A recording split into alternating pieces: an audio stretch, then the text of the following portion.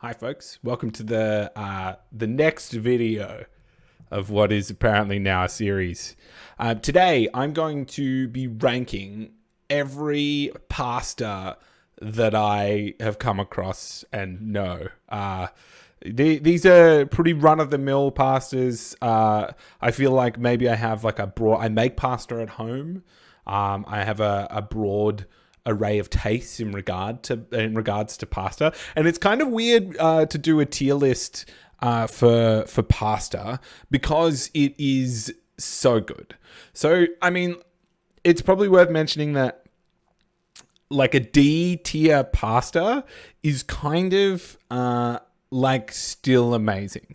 Like I might give a pasta a D, but it doesn't mean that the pasta is bad. It just means that the pasta is bad when ranked against other pastas. So please take that under consideration. And if I don't happen to touch on pasta that you are familiar with, let me know if I've missed something that seems obvious. Or let me know if you disagree. Let's get started. I haven't mentally put these in ranks. I mean, I'm going to be doing that kind of live. All I've done is prepare some picks. So let's get stuck into it. All right. Please note that I am going to probably butcher a lot of the names of these pastas. So bear with me on that front. So a bucatini, this is basically spaghetti that has that is tubified. I feel like coming into bucatini, I was like, this is going to rule. This is going to potentially be like, this is going to take spaghetti. Like it's going to give spaghetti a run for its money. I thought like, think of the power of the sauce going in the pasta as well. Like that seems phenomenal. Like the concept is really strong. I do think that in practice, the outcome isn't as strong as you'd expect it to be. And I think that spaghetti on average just does what it does, but better. I feel like this doesn't have like the bite. The bite is better for spaghetti. And for that reason, it was kind of a letdown. I think I've only ever really been let down by bucatini. So, I mean, this is going to be a C tier pasta for me. It's not really as good. I think that in any situation, I could probably always point to something that's better. It's pasta, so it's still delicious, but in the realm of pasta, it's a C tier pasta. All right, next up, we've got cannelloni. I like these big honkin' bad boys, like they're big tube fellas, and traditionally they are prepared by like piping or stuffing them with stuff. They're kind of like, maybe you've had lasagna going on in your life and you want to mix it up or like do a vegified version. Like, a cheese and spinach cannelloni is phenomenal. And like, listen, I got time for that. I think that it's pretty sweet. I feel like cannelloni is like one of those things that you might order at a restaurant because it's not something that you would necessarily do yourself. I think it's something that you would usually is kind of like the next tier of effort in terms of just like preparing a pasta with a sauce. This actually requires you to maybe pipe or stuff them. Lots of fun. If you haven't made cannelloni, I strongly recommend you do it. Like because it's one of those kind of hands-on activities that's like really easy to get into. Cannelloni is awesome. I'm going to give cannelloni an A tier. I think we don't see enough of it. I think potentially it's sort of outshined by lasagna in a lot of situations. Like people get that kind of like baked kind of vibe already. So, but they're a lot of fun. They're big honkin' bad boys, as I said, and I got time for that. Love that. A tier for cannelloni. This is conchigle, the seashell pasta that you see. Listen, there's kind of like a band that I've decided of pasta that is sort of, it's not noodle, like long cut pasta, and it's not shortcut pasta like macaroni. They're kind of this mid-tier pasta, which I actually have decided I don't have a lot of respect for. I don't see how the seashells shine I don't necessarily opt for them in any situation. I mean, the only upside is that, like, you know, they can sort of cup bits of sauce and stuff like that. But overall, I think you can get a pasta that can better trap sauce, and therefore a better pasta in general. I don't love seashells. I think that they're kind of garbage compared to the rest. I don't think that there are other pasta. They're almost one of those fun pastas, right? Like you want to have a bit of fun with them. They're kind of like a bit of a joke, but they're not a good joke. They're not super fun. They're just like a little bit fun. And I mean, if we're gonna have fun, let's have fun. But this is not. This is a tepid, boring, middle of the road, non-committal fun pasta.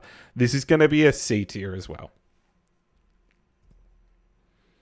Well, farfalle, the bow ties. So this is what I would consider to be a fun pasta done well. It's like, this is way more fun than the seashells, right? Like these look awesome in a bowl. And in terms of like, the shortcut middle tier, kind of like not super short, but like your middle cut pasta, middle size pasta, I think that it's strong. I think that everybody has like a soft spot in their hearts for farfalle, the bow ties. And I actually think more than that, there's a cool thing that happens where the fold or the middle kind of has like will cook slower than the tip of the bow tie. And therefore you get a variety of texture in your bite. You get that al dente. It can be quite soft and still have a little bit of bite at the same time. That seems like its design, and I think that executes on it quite well. I don't love the middle branch thing, but I think that this is like, I will reach for this if I'm feeling adventurous. I'm feeling like a bit of fun. I'm going to give this a B tier. Farfalle is a B tier for me. Trust me, the ratings will get better in no time. Just hold on, all right? I'm like concerned that I'm going to be dishing out too many S's, so I'm trying to temper my ratings. Okay, now we have fusilli, the spirals. This might be an unpopular opinion. I don't love them. I feel like they're evasive. They're harder to eat. I feel like they're not as fun they're harder to maneuver with a fork. Maybe I'm just a dum-dum. I reserve the right to be one. But I don't think that these really execute on anything well. Once again, they're in the mid tier, the mid cut pasta. I don't love it. I think that they're seen too much. I don't think that they do anything particularly well other than like they kind of look cool, but they're evasive in your bowl, and that's not what I got time for. I won't pull for these really ever. I'm gonna give it a B tier, but it's like a B minus. It's like barely a B tier for pasta. And only because I know what's coming. I only give it a B tier. Like, I respect it. And it feels rough to come out here like it being like, no, fusilli, you don't have it. It's a B tier. But I know what's coming. So, and next up. I mean, here we go. Gnocchi. Like, size gnocchi up to fusilli. It's not even a fucking competition. They don't even like. It feels silly to give fusilli a B ranking when something as glorious, as perfect as the humble gnocchi is up next. Some genius once upon a time was like, how about I mash potatoes into pasta? And then they came up with these sweet little dumplings. And they're amazing food. And then some other psychopath came in and fried the gnocchi in a pan as well. If you want to like mix it up, you can fry these bad boys and they get chewy, or just like God, gnocchi is so good. If you want like a hearty meal that rules hard, like it's phenomenal. Making gnocchi is not that difficult. If you haven't made gnocchi, you can do it. It's not like an enormous barrier to entry, and it's not like you need a pasta machine or anything to do it. In fact, like most pastas, you don't need a pasta machine. If you haven't made gnocchi, you should. Gnocchi is one of the best pastas of all time. It's super unique that it has the potatoey sort of vibe within it. Spongy, chewy, delicious, phenomenal. S tier. S tier, easy. Gnocchi fucking rules. I'm excited about this tier list. Lasagna. Oof. Okay, so lasagna is a dish. Like, as in not just the noodle, because this is a weird one for me. It's harder to rank because you can do a lot with gnocchi. You can fry it up. You can have whatever sauces you want on it. But lasagna is the sheet of pasta, but it is also the dish. And the dish is really powerful. Like, lasagna is way too strong for its own right. It is one of the best foods on the planet. When done well, I feel like as soon as you're a grandma or you're a grandparent, you just inherit, in the 21st century at least, now that men cook, and that's, maybe I should cut that joke. Should I cut that? Let's see if I decide to. No. You know what? No. Men should cook more. They didn't. It was thoroughly sexist. Anyway. Lasagna sheets are not very versatile. So if we're talking about the pasta, it's not something that can be used in multiple different circumstances. Whereas other pasta can be like baked and stuff like that. You can make a pasta bake and it can almost, it doesn't really do lasagna. Like, it doesn't really compete.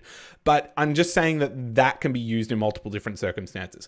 But if we're talking about the pasta rather than the dish, I don't think I can give it an S tier, which is conflicting because lasagna as a dish is phenomenal. I want you to know that. I think that for like lasagna as just the pasta, not the dish, has to be an A tier because it goes into lasagna the dish, and we love that. I think the sheets are pretty unique and only really have that one purpose. So it's got to be an A tier, and I want to recognize if it was lasagna the food, like the rounded off dish in like a top tier list of foods in general, lasagna would be up there as like S tier easy. So it's going to be an A tier, but just because it loses a point because it's not versatile. I'm sorry, but here we are. All right. What's up next? Linguine. All right. So linguine, we kind of have like a spaghetti, but it's kind of a little fatter. I think I've had sort of bad linguine in the past. I feel like often linguine can kind of be really thick, like surprisingly thick in a bad way. I think that it's kind of like I like when pasta is flat or the noodles are flattened. So I like that it's going that way. I just feel like linguine doesn't do it as well as other pastas. Like I tagliatelle kind of vibe. I don't rate this super highly. I don't necessarily think that it's better than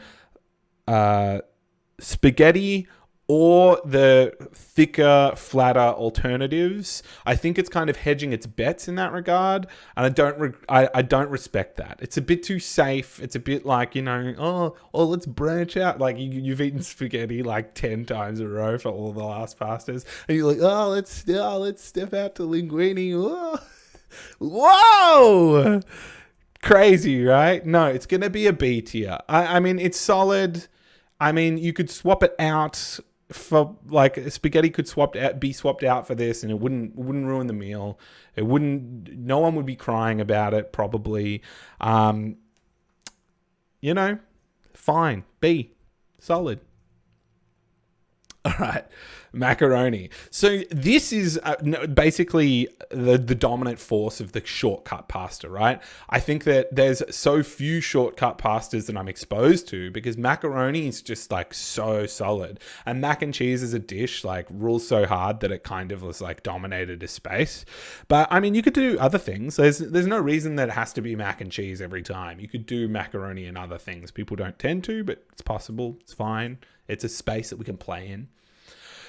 It's the mid-tier pasta kind of like flips around. I don't think it grabs as much of the sauce as you want, and it doesn't really do what I want it to do. But macaroni is small enough that it's a clump. It's a clump affair, you know? You kind of clumping, you're getting scoops of pasta now. It's a very different eating process to other like mid-cut pasta. For that, and because mac and cheese rules, I'm going to give it a solid A tier. I think you're never disappointed to see macaroni and mac and cheese. And it's absolutely my shortcut pasta of choice. Totally solid. It's like verging on S for me because it's like the master of that domain. But I think it as a pasta, not necessarily. I need to separate mac and cheese from macaroni because they're different. Slight lack of versatility. It's a versatility issue that's stopping it from being S tier for me. Moving on. Mafalde. I've had this stuff once or twice. It's kind of like tagliatelle, but it's got these like ridges on the side. I don't think it's good. I think that maybe I bought this by accident once upon a time. I think it's a bit complicated. It's a bit fancy for fancy's sake.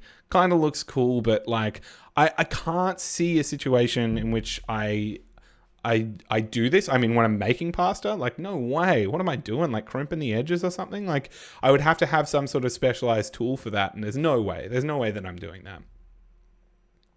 I think that this is going to be one of the few D tier pastas that I give out. I kind of think it's a bit confused. I don't think it has a destiny, much like lasagna. And also, it's not versatile. So it doesn't have a destiny and it's not versatile. It's going to be a D tier for me. Cool. Now we have Peceri pasta. I've had this before. They're kind of, they're not cannelloni, but they're these big honkin' tube boys. Not as big, medium to large honkin' tube boys. Pretty solid. A bit of fun. I feel like if you're going to go for like a mid-cut pasta, like a fusilli, or something like that, instead of like a penne or a spiral, like you could reach for something like this, and I think you'd really make a larger impression on like your guests if you're hosting people, or just take your dish up to the next level. I think that this is solid. I think that it's pretty underrated. It's kind of like one of those sleeper hits. It's like if you go to the pasta aisle and like, I don't know, it's been a busy weekend and they're sold out of a lot of stuff. Like this might be there. Have a play. Have a go. It's not bad. It's kind of fun. They're big and weird and cool, and we love that. It's kind of like, you know, there's once again no destiny, but can be used in a lot of different situations. I think I like these guys. I'm just realizing how ridiculous this tier list is. It's basically just like whether or not I like. I guess it's kind of like what a tier list is in general. But I'm just like, oh, not versatile, but I like it. B tier. It's a B tier pasta, by the way. But then someone like, you know, the last one, I'm like, yeah, pretty versatile. Doesn't really do anything, but like I don't like it. Like D tier. Yeah, it's a B tier. And I decide this is my tier list. This is what it's about. It's me having an opinion on pasta. You clicked on the video. I can't help you. This is what it is. This is what the content is, apparently. So what am I meant to do? I'm already halfway through. Peceri, I think that there'll be lots of different names for these pastas. They're kind of like lots of different pasta. There's multiple different names for like similar cuts. So these might be called something else as well. But, you know, whatever. There it is. There it is. All right. Now we've got pappardelle. Pappardelle is like thick ribbons. Like I actually included a picture for the size, like just so you can see how thick the ribbons are, because otherwise you can't tell. You got to have the hand there as reference. So much fun. Big, thick, honking ribbons. I'm sure you're seeing a trend. Like, big pasta is fun to me. You just make it big. It doesn't mean a big serving or anything like that. It's just the bulkier it is kind of like, it's a bit of fun. It's a way to jazz up the spaghetti life. Got to get out of that mundane spaghetti life, which spaghetti's fine on its own, right? We'll get there. Hold your horses. But pappardelle is sick. Love it. I think that it's totally solid. If you serve a pasta like that you would expect to be like a, even like a bolognese or something like that you usually have spaghetti with, and you want to just like take it to the next level, you want to shock your guests, you want to like spice up your life a little bit, step into the big, thick ribbon boys. I'm into it. Gotta stop calling stuff boys. It's so weird, man. Get these delicious velvety ribbons into your life. Try it. You might like it. A tier. It can exist in many different dishes. You can really just try it out. Sub it in anywhere. Just get it in anywhere. You might like it. You might be into it. Hell yeah. Pappardelle. Hell yeah. We're in. Penne. I've decided that the popular pastas, like, because penne is a very popular pasta, it doesn't correspond with what's good. I don't think that it's any indication of what's good. I don't think that these really do anything special.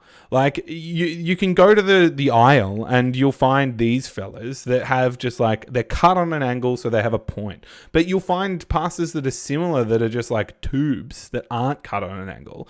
And people are like, oh no, I shan't. I must stick to penne. Like, live life a little. Go for a straight cut every now and then. It's not going to hurt you, You mix it up. Have a little bit of spice, a little bit of variety.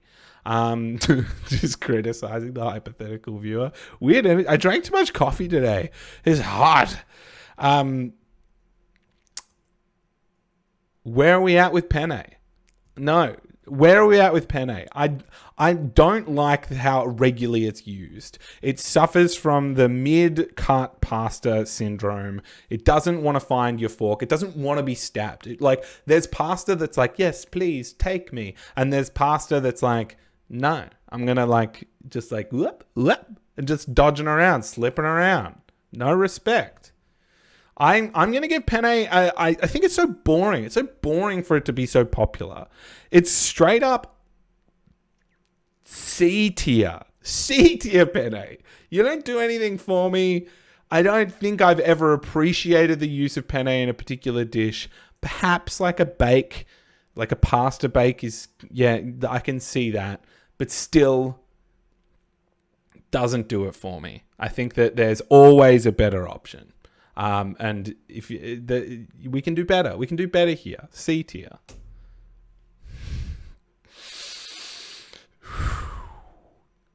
Ravioli. I'm actually going to group in agnolotti as well, which is like, similar sort of seashell kind of thing. This is kind of, primarily ravioli, but also stuffed pasta. There's sort of a slight variations on ravioli that are sort of other stuffed pastas. And you know what? It's not messing around. These guys are little packages of heaven. These are little pillows of delight that can have in them whatever you so choose. You want to do like a cheese and spinach, you want to do a mushroomy, you want to do some sort of meaty thing, you can do it. Easy S tier. Phenomenal. The size varies as well. Like I've been to an Italian restaurant and I've ordered ravioli and I've gotten them as a main dish and I've had 3 ravioli, like 3 enormous heavenly pillows of delight. What a treat. How excited I was to order ravioli and to just get 3 big ones. Because it's so much fun. Like, I ate it with a knife and fork. It was served on a plate with a knife and fork. Insane. Not only can you sauce and flavor these, they also contain flavor and action. There's so much there. What a treat. How lucky we are that someone invented ravioli. I'm like almost tempted to do just like a deep dive into Wikipedia about ravioli at the end of this video. And you know what? I'm going to stick around to the end of the video because we're going to discover the origin of ravioli. I'm hype on ravioli. Versatility, creativity, opportunity is ingrained into the very dough that forms ravioli. What a treat. What a pleasure. S tier, no doubts about it. Phenomenal. Really good. All right, what do we got here? Who are these guys? Who are these bloody guys? Oh, this is rigatoni. Okay, this is kind of like, why would you not go for a rigatoni over a penne? I think that they're solid. I think that they're a bit more fun. Once again, like take a penne dish, toss in some rigatoni instead. What, is that gonna hurt it? What's the problem? What do you got? Is there an issue here? No, the only issue is living life to the fullest. And I think that rigatoni could be an upgrade. It's an option. It's a valid option. It's not my favorite. I think that I'm more of a noodle man or a big honkin' pasta boy. I think rigatoni is like B+. I think that it's a better alternative for mid-cut pastas, which I don't prioritize. So, might draw for rigatoni if I feel like a mid-cut. And at B+, there's nothing wrong. Hey, I got a lot lower grades at high school than a B+ every now and then. So rigatoni should not be upset for being a B+ on such a prestigious list. All right. Rotelli. These little wheel guys. They're really going for they're really trying to do something. I think the idea of making these is like a total write-off. Never going to do that. You're never going to make these in your own house. And honestly, Rotelli, you're a joke. You're a joke pasta. You're a joke. Nobody seriously, children like you, and for that, you might not get a D, but like no one is ever seriously grasping for these bad boys. You cook them, they break. Look at how pretty they are. They break. They're too delicate. They're trying to be the fun one in the room. I think that they're too over the top. I think that the humble bow tie has this on lock. Like it's not good. It's not good. No, it's a D tier pasta. No, there's don't even give it to your children because give them something better. Teach your children taste. Teach your children what's good. Don't let them get taken with the fact that these wheels. That's fun, tiny bit fun. But they're just a shit pasta. They suck. They suck and nobody likes them. Nobody likes them and they suck. It's a D tier pasta. I'm offended. I don't know why I'm offended, but I'm offended. D tier pasta. Get out of my face. We're done here. All right. A palate cleanser. Spaghetti. How I love you so. My biggest gripe with spaghetti is how regularly it's a crutch. It's society's crutch. It's one of those things that is so common that it holds us back. We can do more. We can be more. But spaghetti is good enough that we just settle for it, And if anything's going to do that, it may as well be spaghetti. Because, damn, this bad boy's good. We love spaghetti. Everybody, has anyone ever been like, no, I don't like spaghetti? Insane. Impossible. It is a safe bet. And it is the run of the mill. It's the most popular. It's I think in terms of its versatility, hot damn, that's strong. You can't really get more versatile than this bad boy. I think its praise is well deserved, and I think it's an A tier pasta. I do. I think that there are other pastas that are noodle shaped that actually fall flat. Like what did we see earlier that did, like linguine? I don't think that linguine has the spaghetti. Like, you might be thinking that you can do better. You might be thinking that you can be better. You might step out, like pick a linguine off the shelf.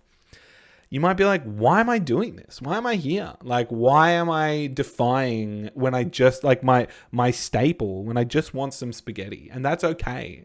We do need comfort in our lives, and we need our solid rocks, and we need stability. And what is more stable than the humble, reliable spaghetti? It's an A tier pasta. Boring, but sturdy like a yak. Nice spaghetti. Thank you. Spaghettini. Or angel hair pasta. So, just a little thin, just a little thinner. Just mixing it up. Just changing that thickness. Will people tell? Probably not. But I think that it's just as good. I think that it's just as good as spaghetti. I think that you could potentially, when you get pasta that's in like a nest like this, it's always more impressive. And I think that it tastes better because you feel like it's more impressive. Massey, shut up. I'm trying to record a video. Come here, mate. Come here. No, I'm going to pick you up, don't you? Spaghettini rules. I think that it, like, I don't know how you could rate this sort of lower than spaghetti, because it's really good. They do most of the same things. I don't know. I'd love to meet someone that's like, I love spaghetti, but I hate spaghettini. Hey, what's this weird? Like, it'd be how could you land in between them, I think that it's got to be an A. It's similar enough, but for it to be, rated pretty much equally, but also it's just a little bit of pizzazz, a little bit of something extra, a little more rustic, outside the box, unexpected. Solid A tier. Stelle.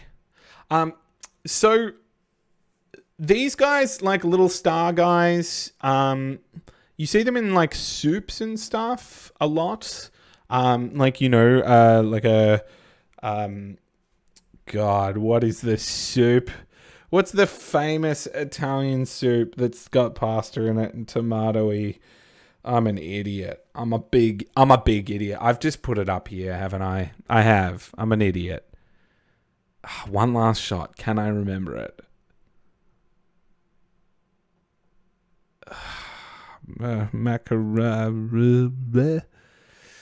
Anyway, you see these bad boys in soup, and they're okay. They kind of serve like a particular function that's like supporting soups.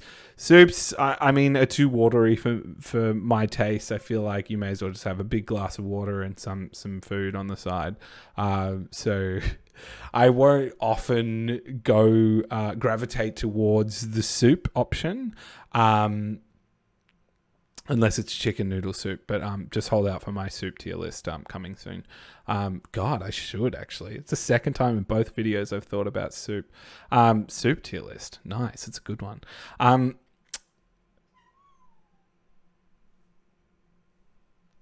I think that these guys are fine. You wouldn't really use them in any other situation other than soup. They don't really do anything special. I'm not like super stoked. I feel like when these guys appear, when they aren't the star of the show, when pasta isn't the star of the show, there's a supporting act. I respect that. C tier. Whatever. Sometimes they have a place. It's niche. It's support. Other pasta's carrying. So what can you do? What can you do, Stelle? Tagliatelle. Tagliatelle's good. Tagliatelle's really good. I think that this is kind of like, you very regularly find this kind of like egg pasta in nests and stuff like this. I think that more like regularly, if I'm just getting like run-of-the-mill pasta, like I will grab tagliatelle because it's fun. It's good. They're not like pappardelle. They're not as thick. But they still have the thickness where people will go like, oh, wow, that's thick. They're thick enough to draw your eye, you know, because they're not just like a linguine. They're not just like a little bit. They're like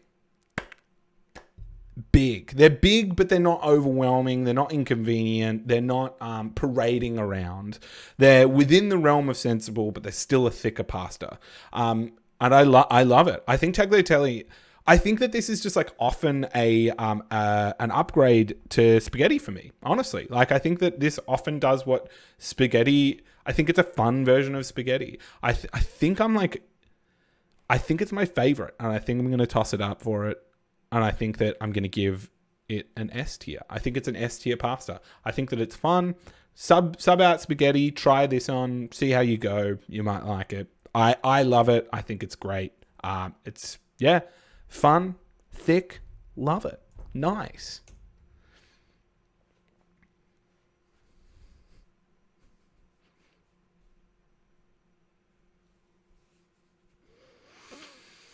Tortellini fucking rules.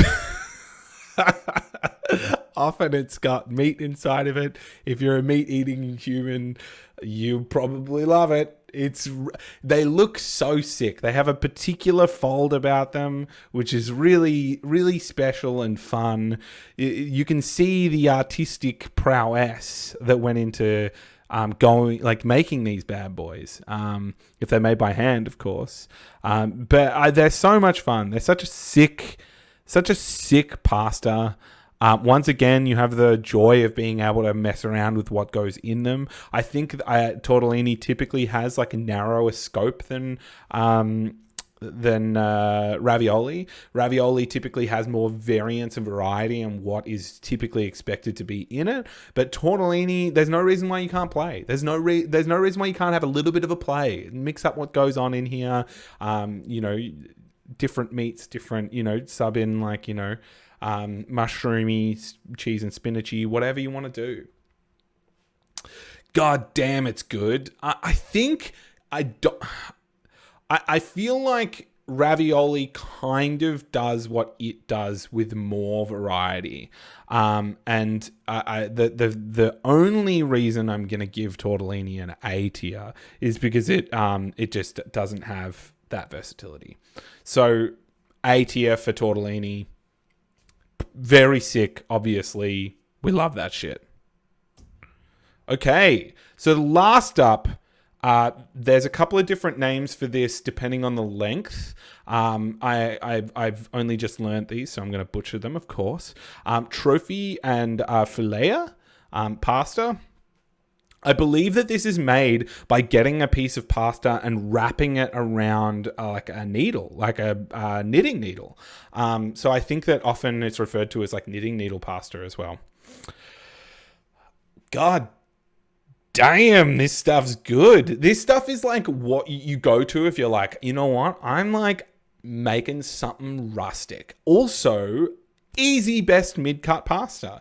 Right? Like not noodle, not short, not a macaroni, the middle. I think that their rough, inconsistent shape is like this rustic take on the thing. I think the pasta is very regularly, like very intentionally cut to be the same. Like take a penne. You take two pieces, you can't tell the difference. Each single one of these has their own personality, their own place in the bowl, their own place in my life.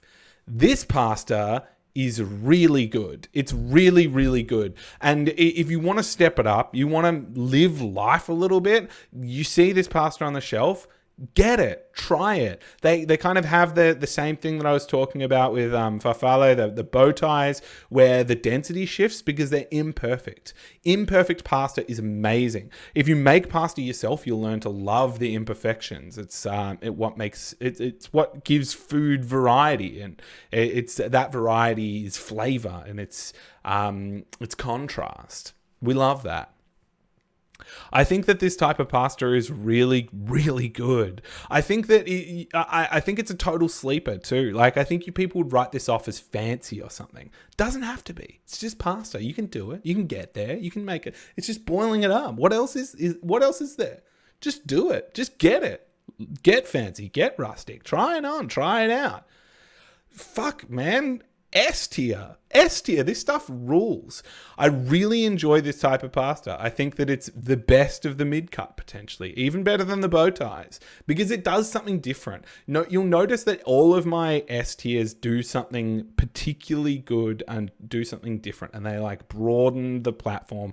They have a place, like they're a tent pole in the entity that is pasta. And this is pushing it in a more rustic, imperfect way. That's sick.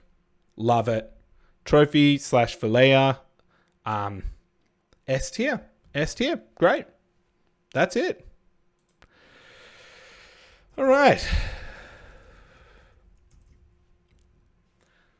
All right, folks. There we have it. Thank you for watching. If you made it this far, I appreciate you. Thank you so much. As always, tell me how I'm wrong in the comments. Send me a message. I exist on the internet and maybe even on planet Earth.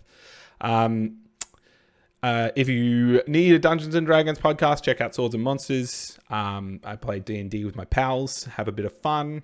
Otherwise, I'll catch you later for some other shit, probably. Hell yeah. Massey, come here. Massimo, my cat, is just like trying on. She's hungry, so she's like, "Hey, come on, come this way, to where the food is."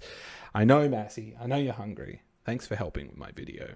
I'll see you next time, folks. If you want me to rank something in particular, let me know as well. Anything you want me to rank? I'll rank anything. You can't stop me. Oh, that's what I was gonna do. Okay, so here's the story.